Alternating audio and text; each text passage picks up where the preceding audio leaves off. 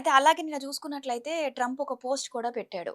The అవునండి. Truth social పోస్ట్‌లో ఆయన ఒక పోస్ట్ పెట్టారు. ఆ పోస్ట్ దాంట్లో ఉన్న అర్థం ఏంటసలు? ఒకటే అండి. ఈయనేమంటున్నాడంటే అబ్రాహిం అకార్డ్ చేసుకోండి అని చెప్పేసి ఖచ్చితంగా చెప్తున్నాడు. అది జరగకపోతే గనుక దాడులు జరుగుతున్నాయని చెప్తున్నాడు. హ్మ్. అంటే ఏంటి? ఇప్పుడు ఇరాన్, సౌదీ అరేబియా మీద దాడి చేస్తుంది అంటే దానికి ప్రధానమైనటువంటి కారణం ఏంటి? ట్రంప్ వల్లనే కదా! హ్మ్. అతని యొక్క స్థావరాలన్నీ కూడా తీసుకొనొచ్చాడు. అసల అమెరికా స్థావరాలు ఇక్కడ మిడిల్ ఈస్ట్‌లో ఉండవలసినటువంటి అవసరం ఏమొచ్చింది? హ్మ్. ఇరాక్ మీద నువ్వు వార్ చేసావు. సద్దాం హుస్సేన్‌ని ఉరి తీయించావు. అన్నీ కూడా బానే ఉంది. అమెరికా అనేటువంటిది ఇన్వాల్వ్ అయ్యింది. Very good. నువ్వు పాపం చేసావు గతంలో. మరి ఆ తర్వాత ఆ బేసిస్ అనేటువంటి నువ్వు ఎందుకు ఉంచాలి అక్కడ? Why Diego Garcia must be in Indian Ocean? అంటే ఏంటి? ప్రపంచవ్యాప్తంగా వీళ్ళు దేశాలన్నీ కూడా అంటే ఆ సుప్రీమసీని మెయింటైన్ చేయడం కోసం స్థావరాలు అనేటువంటి ఏర్పాటు చేసుకుంటున్నారు. రీజనల్ ప్రాబ్లమ్స్ వచ్చినప్పుడు ఆ రీజనల్ ఎస్కలేషన్ లో భాగంగా అమెరికా స్థావరాల మీద దాడి చేస్తున్నారు అంటే ఆ కంట్రీ ఆశ్రమించినటువంటి కంట్రీస్ అన్ని నువ్వు ఆశ్రమించే కదా మరి భరించు. వీళ్ళన్నిటి మీద అంటే he's disturbing the entire scenario. ఆ హ్మ్. యొక్క పీస్ కాన్సెప్ట్ ని డిస్టర్బ్ చేస్తున్నాడు. డిస్టర్బ్ చేయడం ద్వారా తన యొక్క సుప్రీమసీని కాపాడుకోవడానికి ట్రై చేస్తున్నాడు. It is only attempting and damaging the world's economy అనేటువంటిది ఎక్కువగా జరుగుతుందండి ఇక్కడ. హ్మ్. అయితే ఇరాన్ కూడా బాగా సస్టైన్ అవుతుంది. రష్యా నుంచి ఉన్నటువంటి ఇంటెలిజెన్స్ ఇన్పుట్స్ వాడుకుంటుంది. చైనా ఇందులో సపోర్ట్ చేస్తుందండి. చైనా బలంగా సపోర్ట్ చేస్తుంది. ఎందుకంటే మరి ఫండ్స్ ఎక్కడి నుంచి వస్తున్నాయి ఇరాన్‌కి? టెంపరరీగా ఈ ఫండ్స్ అన్నీ కూడా చైనా నుంచి వస్తడానికి అవకాశం ఎక్కువగా ఉంది. ఎందుకంటే అమెరికాను కంట్రోల్ చేయాలనుకుంటుంది హ్మ్. కాబట్టి. హ్మ్. ఒక రకంగా చెప్పాలంటే రీజనల్‌గా మధ్యప్రాచ్యాన్ని ఒక రకంగా డిస్టర్బ్ చేసి పడేసాడు. ఆ పాపాన్ని కడుక్కోవడానికి ఇప్పుడు ఏమంటున్నాడంటే అబ్రహం అకార్డ్ చేయండి. అబ్రహం అకార్డ్‌లో ఉన్నటువంటి ఆ దేశాలు ఇస్లామిక్ కంట్రీస్ ఏదైతే ఉన్నాయో, క్రిస్టియన్ కంట్రీస్ ఏదైతే ఉన్నాయో, జుడాయిజం ఫాలో అయ్యే కంట్రీస్ ఏదైతే ఉన్నాయో, ఇవి ఒకళ్ళ మీద ఒకళ్ళు దాడి చేసుకోకూడదు. ఇజ్రాయెల్‌కి మిగిలినటువంటి కంట్రీలకి మధ్య ఒప్పందం జరగాలి. హ్మ్. మరి ఈ పాపంలోకి ఈడ్చుకొచ్చింది ఎవరు? మరి ట్రంపే కదా ఇజ్రాయెల్‌ని ఈడ్చుకొని వచ్చింది. హ్మ్. ఫస్ట్ దాడి చేసింది ఇజ్రాయెలే కదా! మొదట ఇరాన్ మీద దాడి చేసింది. సో, ఆ విధంగా గనక చూసుకుంటే ఈయన మొత్తం చేస్తున్నది ఏంటి అంటే వన్ సైడెడ్ బెనిఫిట్ గురించి చూస్తున్నాడు. దట్ ఈస్ ద ఎంటైర్ అసలైన ఒప్పందం కుదుర్చుకోకుండా ఇరాన్‌తో పక్క దేశాల్ని గూడా ఇందులో లాగడం ఎంతవరకు సమంజసం అంటారు? ఎందుకంటే ఇప్పుడు ఇది చేసినా సరే రేపొద్దున మళ్ళీ ఇజ్రాయెల్‌కి ఒక ప్రాబ్లమ్ ఉంటుందండి. ఇజ్రాయెల్ దాడి చేసింది కదా! హ్మ్. ఇజ్రాయెల్ దాడి చేసింది కాబట్టి దానికి ఒక రిస్క్ అనేటువంటిది ఆటోమేటిక్‌గా ఉంటుంది. కాబట్టి ఇవన్నీ కూడా ఇప్పుడు బేసికల్‌గా ఏంటంటే నేనొక మళ్ళీ ఇంత చేసి కూడా శాంతిని నేనే స్థాపించాననేటువంటి పేరు కావాలి గదా! హ్మ్. మళ్ళీ కొత్త అంశాలను లేవనెత్తుకొని వచ్చాడండి. హ్మ్. కాబట్టి ట్రంప్ ఆ పదవిలో ఉన్నంత వరకు ఈ మధ్య కాలంలో ట్రంప్ మీద ఎక్కువగా అసాసినేషన్స్ అటెంప్ట్స్ ఎక్కువైనాయి. అవును. మొ ప్రపంచం అంతా కోరుకుంటుంది మొన్న ఏంటి అంటే ఆదివారం పొద్దున గూడా జరిగింది. హ్మ్. జరిగిందండి. ప్రపంచం అంతా కోరుకుంటుంది ఏంటంటే వీడు చేస్తే మొత్తం ముందర దరిద్రం వదిలిపోతుంది. హ్మ్. హ్మ్. కాబట్టి వీడు జావాలి ముందర అనేటువంటిది. మరి దీని వెనకాల అంతర్జాతీయ కుట్ర ఈవెన్ వాళ్ళు ఏమంటున్నారంటే అటువంటిది ఏమీ లేదని కొట్టి పారేస్తున్నా సరే ఏదో రోజు ట్రంప్ చచ్చేటువంటి వాడు పదవి నుంచి తప్పుకున్నా సరే చచ్చేటువంటి అవకాశాలు ఒకరోజు ఎక్కువ ఉన్నాయి. కాదు, మొన్న కాదు. అంతకు ముందు కూడా 2, 3 సార్లు ఆయన 3 మీద సార్లు అటెంప్ట్ అటాక్ అయిందండి. జరిగింది. అటాక్ అయిందండి. హ్మ్. ఈవెన్ ఎలక్షన్స్ లో ఉన్నప్పుడు కూడా అవును. అంటే ట్రంప్‌ని పర్సనల్ గా హేట్ చేసేటువంటి వాళ్ళు చాలా మంది ఉన్నారు.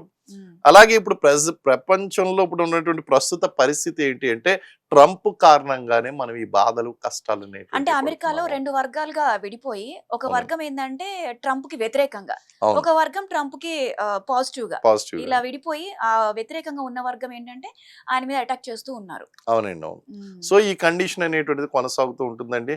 ట్రంప్ ఒక బ్యాలెన్స్‌డ్ అప్రోచ్ అనేటువంటిది తీసుకొని వెళ్ళట్లేదు. వన్ సైడెడ్ అప్రోచ్ మాత్రమే చూసుకుంటున్నాడు. అమెరికా ఫస్ట్ అనేటుంది. ఎవరికైనా ఏ కంట్రీ అనేటువంటిది ఫస్ట్‌గా ఉంటుంది.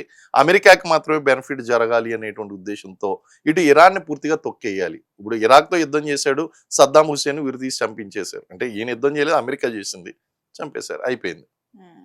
సో, ఇప్పుడు ఈయనకి ఆ యుద్ధం ఆగడం అంటే దాని అర్థం ఏంటంటే అక్కడ ఉన్నటువంటి లీడర్‌షిప్ చేంజ్ చేసేయాలి. హుహు. వాళ్ళని పూర్తిగా నాశనం చేసేయాలి. హ్మ్. మరి ఆఫ్ఘనిస్తాన్‌లో తాలిబాన్స్ విషయంలో ఏం జరిగింది? అక్కడ బతుకు జీవుడాన్ని తప్పించుకొని వెళ్ళినటువంటి పరిస్థితులు వియత్నాం వార్‌లో ఏం జరిగింది? సో, ఇవన్నీ గనక చూసుకున్నట్లయితే ఒకసారి ఆలోచించాలి. ఎందుకంటే ఈ విషయంలో కూడా ఇరాన్ విషయంలో కూడా కొన్ని రోజులు ఈ సమస్యకి ఒక పాజ్ అనేటువంటిది ఇవ్వాలి. నేను అధికారంలో ఉండగానే దీనికి సమాధానం కనుక్కుంటాను అంటే కనుక్కో. Have a fair deal. హ్మ్. చాలా ఫెయిర్ డీల్. ఒకటండి, ఇద్దరు భార్యాభర్తల మధ్య జరిగేటువంటి గొడవల్లోనే ఇద్దరు కోర్టుకి వెళ్తారు. కోర్టుకి వెళ్ళిన తర్వాత సంవత్సరాల కొద్దీ కొనసాగుతుంది. మరి అటువంటిది 2 దేశాలు కాదు, కొన్ని దేశాల మధ్య జరుగుతున్నటువంటి ఈ సమస్య వెంటనే జరగాలంటే ఇలాంటి తిక్కలోడు ఉంటే అది ఎప్పటికీ కుదరదండి.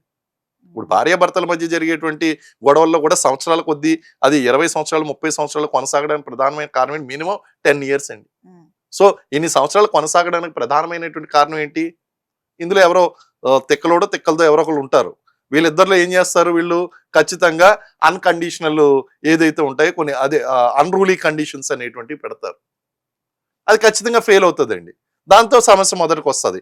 అది ఎప్పటికీ సెటిల్ కాదు. ఇప్పుడు జరుగుతుంది కూడా అదే ఇంకా. ఇప్పుడు జరుగుతుంది అదే. తిక్కలోడు ఉన్నాడుగా ట్రంప్.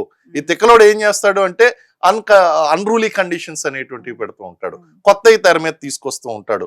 పాతవి అక్కడ సొల్యూషన్ ఎక్కడుందో నీకు తెలుసు. ఆ ప్రాబ్లం సొల్యూషన్ ఎక్కడ ఉందో తెలుసు. కానీ ఆ సొల్యూషన్ నుంచి డైవర్ట్ చేయడం కోసం కొత్త రూల్స్ అనేటువంటివి తీసుకొస్తాడు. ఓకే. ఇప్పుడు మళ్ళీ మొదలుపెట్టిన యుద్ధము ఎప్పుడు దాకా కొనసాగుతుంది? ఎప్పుడు ఎండ్ పడుతుంది? ఇది రీజనల్ ఎస్కలేషన్ గా కంప్లీట్ గా వెళ్ళకపోయినా సరే, ఇప్పుడు మీరు చూడండి, Russia and Ukraine um, no end, um. అలాగే దీనికి కూడా నో ఎండ్ అనేటువంటిది ఉంది. అప్పుడు నో ఇది ఎండ్ ది ఎండ్ కార్డ్ అనేటువంటి పడినప్పుడు మనకి క్రైసిస్ అనేది ఎప్పటి వరకు ఉంటుంది? వీ హ్యావ్ టు సీ భవిష్యత్తు ఏంటి మరి? ఎనర్జీ సెక్యూరిటీ విషయంలో ఆల్టర్నేట్ వేస్ అనేటువంటి డెవలప్ చేసుకోవాలి.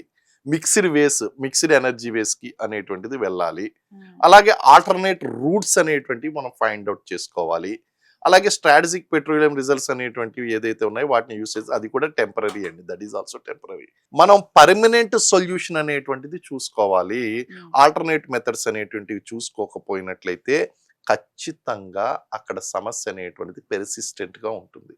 కాబట్టి ఇక్కడ ప్రపంచం అనేటువంటిది, ఇక్కడ యుద్ధం ఆగిపోతుందేమో, ఎనర్జీ సెక్యూరిటీ మళ్ళీ రీగెయిన్ అవుతుందేమో, సప్లై చైన్ అనేటువంటిది బాగుంటుందేమో అనే కదా, ఆల్టర్నేట్ సప్లై చైన్ అనేటువంటిది చూసుకోవాలి. ఉమ్, మిక్స్డ్ ఎనర్జీ స్ట్రాటజీ అనేటువంటిది కావాలి. ఆల్టర్నేటివ్ ఎనర్జీ రిసోర్సెస్ అనేటువంటివి పెంపొందించుకోవాలి. Long term, mid term long term solutions కోసం ఆలోచించుకోవాలి. మన షార్ట్ టర్మ్ సొల్యూషన్స్ గురించి కాదు. ఇది ప్రపంచంలో ఎప్పుడైనా సరే జరిగేటువంటి సమస్య. డిపెండెన్సీ అనేటువంటిది తగ్గించుకోవాలి. ఇవన్నీ కూడా చేయాలంటే ఇమీడియట్ గా జరిగేటువంటిది కాదు. Definitely there will be impact. అది ఎన్ని సంవత్సరాలు పడుతుంది అనేటువంటిది మనకు తెలియదు. కాబట్టి we need to wait and see and look for alternatives అండి. ఓకే. అయితే ఇది యుద్ధం అయితే మాత్రం ఖచ్చితంగా ఉమ్, ఇంకా కొనసాగేటువంటి అవకాశం ఉంది. ఉమ్, ఈ తిక్కలోడు తిక్కగా ప్రవర్తించినంత కాలం. ఉమ్. అప్పుడైతే మరి హర్ముజ్ జలసంధి పరిస్థితి ఏంటి? ఇప్పుడు దాన్ని ఓపెన్ చేస్తారా లేదా? హర్ముజ్ జలసంధి గనక టాల్కు ఒప్పుకోకపోతే గనక ఏ మాత్రం కూడా అంగీకరించేటువంటి అవకాశం లేదు. హర్ముజ్ జలసంధి గనక వాళ్ళ కంట్రోల్లో లేకపోతే గనక ఈ యుద్ధం ఇరాన్ ఓడిపోయినట్టే. ఉమ్, కాబట్టి దాని మీద పట్టు అనేటువంటిది ఇరాన్ ఎప్పటికీ వదులుకోదు. ఉమ్, కాబట్టి హర్ముజ్ జలసంధి మీద ఆ యొక్క రిస్ట్రిక్షన్ అనేటువంటిది ఖచ్చితంగా ఐఆర్జీసీ దళాలు అనేటువంటి కొనసాగిస్తాయి. దానికి ఉన్నటువంటి జాగ్రఫికల్ అడ్వాంటేజ్ అది. అది లేకుండా వీళ్ళు ఓడిపోయినట్టే. ఉమ్. కాబట్టి అది ఎప్పటికీ కూడా అది లాక్డ్ గానే ఉంటుంది, అది సీజ్డ్ గానే ఉంటుంది.